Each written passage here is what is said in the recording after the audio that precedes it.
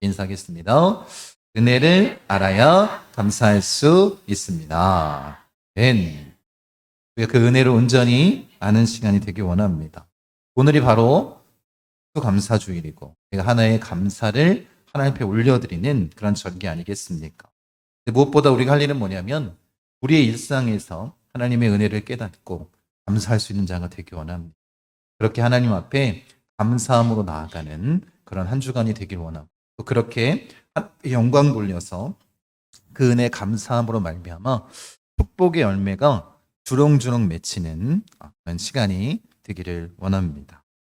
김홍신 작가의 겪어보면 안다라는 그런 시입니다. 그 내용을 제가 읽어드리도록 하겠습니다. 굶어보면 안다. 밥이 하늘인 걸. 목마름에 지쳐보면 안다. 우리 생명인 걸. 일이 없어 놀아보면 안다. 일터가 낙원인 걸. 아파보면 안다. 건강이 엄청 큰 재산인 걸. 잃은 뒤에 안다. 그것이 참 소중한 걸. 이별하면 안다. 그이가 천사인 걸. 지나보면 안다. 고통이 추억인 걸. 불행해지면 안다. 아주 작은 게 행복인 걸. 죽음이 닥치면 안다. 내가 세상의 주인인 걸. 우리의 삶에서 직접 체험해보거나 겪어보거나 잃어보지 않으면 그것이 얼마나 소중한 것인지를 알지 못할 때가 있습니다. 우리의 인생이 그렇습니다. 하나님이 우리에게 주신 약속의 말씀, 그 은혜를 우리에게 베풀어 주셨는데 그 은혜가 무엇인지 모르고 살아갈 때가 참 많은 것 같습니다. 그런데 우리가 어떻게 해요? 정말 그것을 잃어보거나 또 그것을 겪어보게 되면 뭘 알 수 있는 거예요? 이것이 우리에게 참 큰 은혜이고 감사이고 축복인 것을 알 수 있는 것 아니겠습니까? 그런 모습으로 우리가 나아가는 자가 되기를 원합니다. 하나님의 그 은혜, 하나님의 지키심이, 하나님이 우리와 함께 하심이 얼마나 큰 축복이고 감사인지 함께 나누기를 원합니다. 여러분, 우리가 진정으로 하나님 앞에 감사하며 나아가는 삶을 살길 원하고 그것을 잃어버린 다음에 감사하는 자가 아니라 하나님께서 베풀어 주신 은혜를 날마다 마음 가운데 새기고 이렇게 감사하며 나아가는 자가 되기를 원합니다. 오늘 본문 가운데에서 이런 감사를 우리가 함께 찾아보고 나누기를 원합니다. 지금 바울은 성령의 예언대로 어디로 가고 있는가요? 예루살렘으로 가게 되었고 결국 최종 목적지인 로마까지 또 그것에서 서바나까지 나아가기를 원하고 있습니다. 그런데 예루살렘으로 가게 되겠다라는 그 예언의 말씀 가운데 항상 하나님께서 들려주셨던 것이 무엇이냐면 결박과 핍박이 이 바울과 함께 할 것이다 라고 말씀하십니다. 결국 바울은 어떻게 해요? 죄수의 모험으로 로마까지 가는 건 아니겠습니까? 그래서 오늘 본문은 지금 바울의 재판 과정, 그 과정을 담고 있습니다. 그래서 산헤드린 공회에서 재판을 받고 있고 앞으로는 벨릭스, 또 베스도 총독에게서 그리고 마지막으로 아그리빠 왕 앞에서 재판받는 내용이 26장까지 이어지고 있습니다. 바울은 자신이 어떻게 하나님을 섬겼는지 공회 앞에서 이렇게 외칩니다.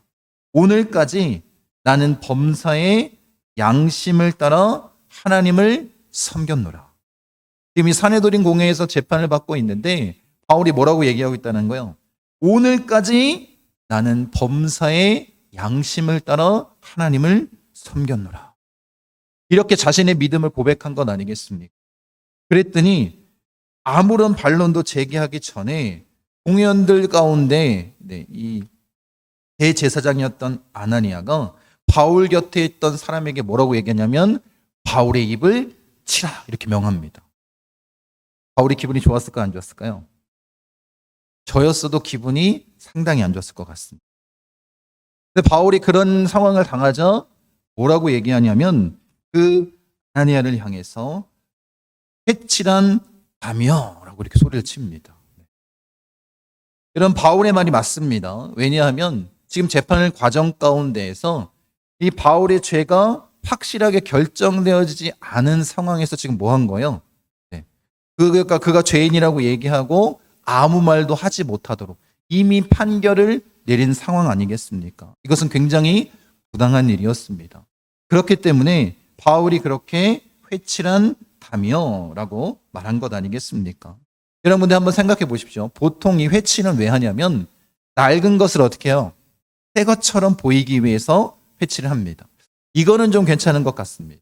근데 문제는 뭐냐면 이제 다 무너지고 낡아서 쓰러질 것 같은 그런 상황인데 뭘 바른 거예요? 회칠을 발라가지고 아주 깨끗하고 좋은 것처럼 보이는 이런 후자의 모습이라면 이것은 어떻게 될까요? 굉장히 위험한 일입니다.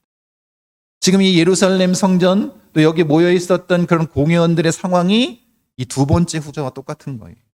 지금 당장에 무너질 것 같은 거룩함이 사라져버린 그런 성전의 모습을 어떻게 감추고 있는 거예요?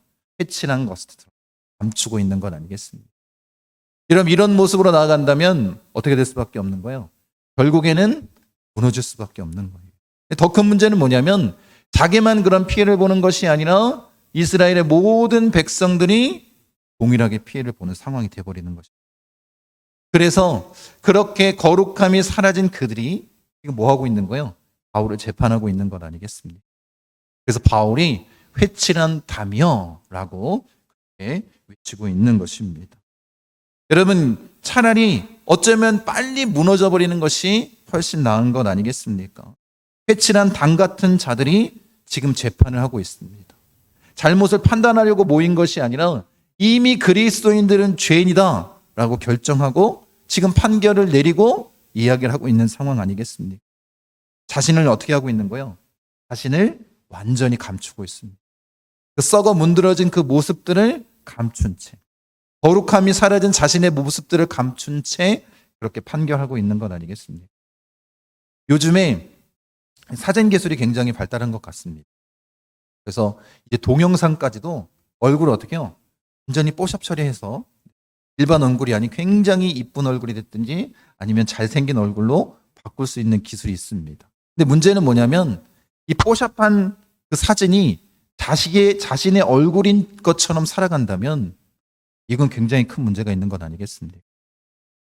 유튜버들 가운데에 그렇게 필터를 하고 있다가 필터가 사라진 모습이 드러나가지고 많은 구독자들이 사라지는 그런 일들도 많이 벌어진 걸 여러분이 잘 알 수 있을 것 같습니다. 여러분, 그렇게 가면을 쓰듯이 겉모습만 번지르르하게 아름답게 감추듯 이렇게 뽀샵 처리하는 것처럼 여러분들이 살아가고 있다면, 신앙생활하고 있다면 결국엔 뭐 할 수밖에 없다는 거예요? 결국엔 무너질 수밖에 없다라는 거예요. 가짜의 인생을 살지 말아야 되는 건 아니겠습니까? 지금 유대에 모여 있었던 종교 지도자들뿐만 아니라 백성들이 이런 거짓된 삶으로 가득 채워져 있었다는 것입니다. 여러분, 그렇기 때문에 이 산헤드린 공회의 이 판결이 결코 어떻게 해요? 복음을 선포하는 데 좋게 판결이 일어날 이유가 전혀 없었을 것입니다. 근데 문제는 뭐냐면 지금 바울이 어디를 가고 싶은 거예요? 로마에 가길 원하는 거예요. 그런데 여기서 잘못된 판결이 결정되어지면 로마에서 있는 유대인들에게 복음을 선포할 때 굉장한 어려움이 있을 것입니다. 그래서 하나님께서 지혜를 주셨습니다. 누구에게? 바울에게. 바울은 어디 출신이에요? 바리새인 출신입니다. 그런데 산헤드린 공회는 두 파로 갈려져 있었습니다. 하나는 바리새파고 하나는 사두개파였습니다. 그래서 바울에게 하나님께서 지혜를 주셔서 바울이 이 상황을 이용하게 하십니다. 말씀 보세요. 같이 한번 읽어보겠습니다. 바울이 그중 일부는 사두개인이요 다른 일부는 바리새인인 줄 알고 공회에서 외쳐 이르되 여러분 형제들아 나는 바리새인이요 또 바리새인의 아들이라 죽은 자의 소망 곧 부활로 말미암아 내가 신문을 받노라. 그 말을 한즉 바리새인과 사두개인 사이에 다툼이 생겨 무리가 나눠지니. 지금 바울이 뭐라고 얘기했냐면 나는 부활에 대해서 이야기를 하다가 이런 심판을 받게 됐습니다 라고 이야기를 합니다. 지금 바리새인과 사두개인 사이에 지금 뭐가 일어난 거예요? 분란이 일어난 거예요. 여러분, 정말로 이들이 자신이 가지고 있는 그 신학 사상의 차이 때문에 이제 누가 싸운 거예요? 바울과 공회원들이 싸우는 것이 아니라 서로 갈라져서 다투기 시작합니다. 여러분이 잘 알고 있는 것처럼 알고 있겠지만 이 바리새파 서기관들 가운데에 이런 이야기까지 합니다. 천사가 그에게 말했으면 어떻게 하겠느냐. 바울의 말을 뭐 하라는 거예요? 듣자라는 이야기까지 하게 됩니다. 이렇게 갈라진 이유가 뭐냐면 사두개인들은 부활도 천사도 영도 없다 이렇게 주장하는 자들입니다. 반대로 이 바리새인들이 어때요? 이 모든 것들이 다 있다라고 주장하는 사람들입니다. 이 지금 신학의 차이 때문에 서로 이렇게 다투고 바리새인 가운데에 누구를 편드는 사람도 있었다는 거예요. 바울을 편드는 사람까지 생겼습니다. 그러니까 어떻게 결정이 났을까요? 결정이 나지 않았을까요? 결정이 수가 없는 거예요. 만약에 이 산헤드린 공회에서 바울에 대해서 그가 죄인이다라는 확정 판결을 받았다면 로마에 가서 어떻게 됐을까요? 바울은 유대인들을 향해서 죄인이었기 때문에 아무런 일도 하지 못했을 것입니다. 그런데 판결이 났어요? 안 났어요? 판결이 나지 않습니다. 그래서 뭐 할 수 있는 거예요? 이 로마에 가서도 유대인들에게 복음을 선포할 수 있는 길을 열어주신 것입니다. 누구의 은혜예요? 하나님의 은혜 아니겠습니까? 하나님께서 그 지혜를 바울에게 주셨고 그렇게 하나님께서 바울을 지키고 인도하시는 것 아니겠습니까?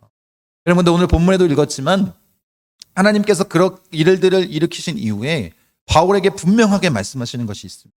다시 한번 읽어보도록 하겠습니다.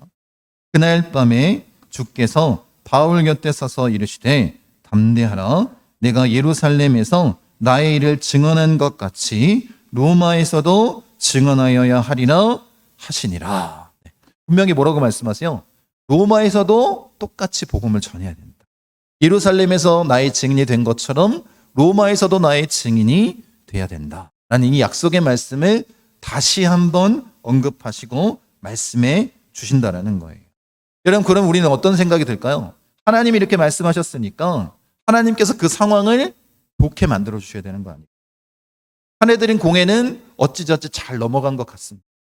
그런데 이 말씀을 들은 그 다음 날부터 어떤 일이 벌어졌냐면 산헤드린 공회에서 판결이 안 나니까 바울을 죽이고자 결심했던 사람이 40여 명이나 됐다라는 거예요. 그런데 이 사람들이 무서운 게 있습니다. 암살자가 40명, 숫자도 물론 무섭지만 이들이 어떤 결단을 했냐면 바울을 죽이기 전까지는 식음을 전폐하겠다라는 거예요. 아무것도 먹거나 마시지 않겠다라는 거예요. 여러분 그 결연에 찬 의지가 느껴지십니까? 내가 식음을 전폐하고 내 목숨을 걸고 누구를 죽이겠다는 거예요? 바울을 죽이겠다. 여러분 분명히 하나님이 약속의 말씀을 주셨으면 그 길을 평탄케 하셔야 되는 건 아니겠습니까? 그런데 어떤 상황이 됐냐면 오히려 더 악화되었다라는 거예요. 자신을 죽이려고 하는 40여 명이나 되는 식음을 전폐한 그런 투사 같은 사람들이 나타났다라는 것입니다. 여러분이 만약 이런 상황 가운데 있으면 어떤 마음이 들겠습니까? 그런데 하나님께서는 이 일을 약속의 말씀을 주시고 그 일을 진행시키실 때 우리를 그냥 혼자 두시지 않는다라는 거예요. 도움의 손길을 주시는 건 아니겠습니까? 그래서 지금 계속해서 천부장이 돕게 하셨고 지금 40여 명이 암살의 계획을 세울 때에는 우리가 생각할 수 없었던 한 사람의 도움의 손길이 나타납니다. 그게 누구냐면 바울의 생질이었습니다. 그들이 그렇게 음모를 꾸미고 있는 것을 알게 하시고 이것을 누구에게 알려준 거예요? 바울에게 알려주었습니다. 그리고 바울은 부장을 통해서 선부장에게 이 소식을 알려주는 것 아니겠습니까? 여러분 이 어려운 순간에 하나님께서 누굴 주신다라는 거예요? 도움의 손길들을 보내주시고 우리를 지킨다라는 것입니다. 이것이 은혜 아니겠습니까? 여러분 에스라서에 보면 에스라가 신앙개혁을 이루길 원합니다. 포로 귀환해서 성전을 건축했는데 이들의 신앙의 모습들이 변질된 모습을 보고 신앙개혁을 이루기 위해서 2차로 포로로 귀환해서 가서 봅니다. 그런데 상황이 어떠냐면 자신이 생각했던 것보다 더 심각한 거예요. 제사장 무리가 레위인들이 이방인들과 결혼하고 그래서 하나님만을 섬겨야 될 그 성전에서 우상의 모습들이 우상을 섬기는 모습들이 보인 거예요. 여러분 에스라의 마음이 어떻겠습니까? 분명히 포로로 귀환할 때 하나님의 약속의 말씀을 듣고 그 말씀을 가지고 온 사람이었습니다. 근데 상황을 보니까 상황이 자기가 생각했던 것보다 더 심각합니다. 에스라가 할 수 있었던 것은 기도밖에 없었습니다. 그 눈물로 기도합니다. 하나님 앞에 자신의 저처럼 자복하고 회개하고 기도하며 나아갑니다. 그런데 그 마음이 무너졌던 것 같아요. 개혁을 일으킬 힘이 이 에스라에게 없었던 것 같습니다. 그런데 하나님께서 생각지도 못했던 동역자 한 사람을 보내주십니다. 그가 누구냐면 스가냐라는, 지금으로 말하면 평신도 같은 사람입니다. 그가 이렇게 고백합니다. 같이 한번 읽어보도록 하겠습니다. 이는 당신이 주장할 일이니 일어나소서. 우리가 도우리니 힘써 행하소서 하니라. 뭐라고 얘기하고 있어요? 그가 엎드려 기도하고 있는데 이 일을 진행할 힘이 에스라에게는 없었던 것 같습니다. 그런데 동역자를 주신 거예요. 스가냐가 뭐라고 얘기하세요? 뭐라고 얘기하고 있어요? 이 일을 행할 수 있는 사람은 당신밖에 없습니다. 일어나십시오. 내가 돕겠습니다. 우리가 도와드리겠습니다. 이런 동역자를 누가 보내주신다는 거예요? 하나님께서 보내주신다는 거예요. 상황과 환경은 변하지 않을지 모르겠어요. 그런데 하나님 말씀에 떠는 자들, 그 말씀을 경외하는 자들, 그런 사람을 돕는 자로 보내주신다. 이것이 부흥의 역사 아니겠습니까? 이것이 하나님의 은혜 아니겠습니까? 그렇게 돕는 자를 보내주실 뿐만 아니라 어떨 때는 너무나도 과하다 싶을 정도로 하나님께서 도움을 주실 때가 있습니다. 여러분, 이 이야기를 들은 이 로마의 천부장이 어떤 일을 하냐면 이 바울을 지켜야 될 거 아니겠습니까? 그래서 어떻게 하냐면 암살 첩보를 듣고 나서 보병 200명, 기병 70명, 창병 200명, 고합 470명을 준비합니다.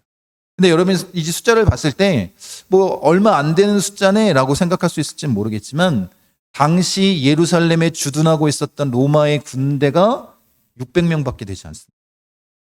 그 중에 470명을 빼가지고 누구를 지킨다라는 거예요? 이 한 사람을 지킨다라는 거예요. 여러분, 이거는 당시에 상상할 수 없었던 일이었습니다. 이걸 누가 시키신 거예요? 하나님께서 행하신 건 아니겠습니까? 암살자가 40여 명, 지키는 사람이 470명, 10배나 되는 사람을 하나님께서 어떻게 해요? 주신 거예요. 관원들을 사용해서, 로마의 천부장을 이용해서. 여러분, 이것이 하나님의 은혜 아니겠습니까? 여러분, 하나님께서 바울에게 주신 명령은 단 한 줄입니다. 로마에서도 증언하여 하리라. 이 한 줄.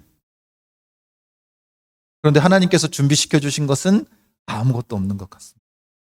오히려 상황은 바뀌지 않습니다. 더 어렵습니다.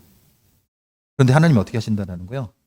돕는 자들을 보내주시고 보이지 않는 손길로 하나님께서 지키시고 함께 하시는 건 아니겠습니까?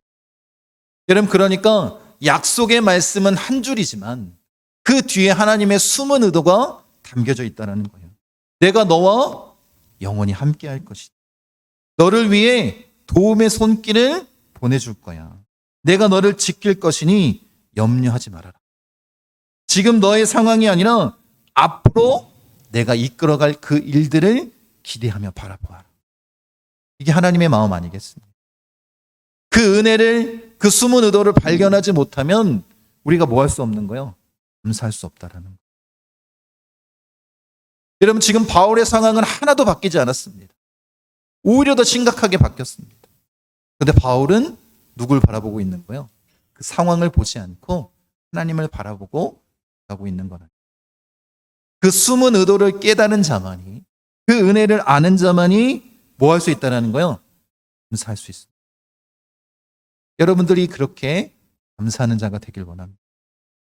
요한일서에 보면 하나님께서 이런 말씀을 우리에게 주십니다. 같이 한번 읽어보겠습니다. 하나님께로부터 난 자는 다 범죄하지 아니하는 줄을 우리가 아노라. 하나님께로부터 나신 자가 그를 지키심에 악한 자가 그를 만지지도 못하느니라. 그를 지키심에 악한 자가 그를 만지지도 못하게 하십니다. 이것이 하나님의 은혜 아니겠습니까? 우리를 지키시겠다고 약속하신 그 하나님의 은혜 아니겠습니까? 여러분, 그렇게 우리가 하나님의 뜻대로 나아가는 자가 되길 원합니다. 하나님의 그 숨은 의도를 알게 될 때, 그 은혜를 경험할 때 우리가 진짜 감사할 수 있는 것 아니겠습니까?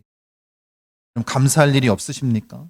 그냥 지금의 상황이 너무나도 어렵고 힘들고 왜 계속해서 나는 이런 어려운 일을 당하고 대적들이 나를 우겨싸고 있는 것 같고 도저히 솟아날 구멍이 없는 것 같은 이런 힘든 일이 나에게 다가오는가? 여러분, 잊지 마십시오. 하나님은 신실하신 분이에요. 그 약속을 반드시 이루어 주시고 우리에게 늘 뭐라고 말씀하신다는 거예요? 내가 너와 영원히 함께 할 거야. 이 약속의 말씀을 믿는 자가 되기를 원합니다. 여러분, 그렇게 나아가면 이제 그 어려움이 도움의 손길들로 회복이 될 것입니다. 모든 상황이 바뀔 것입니다. 내가 할 수 있는 것이 아니라 누가 하신다라는 거요?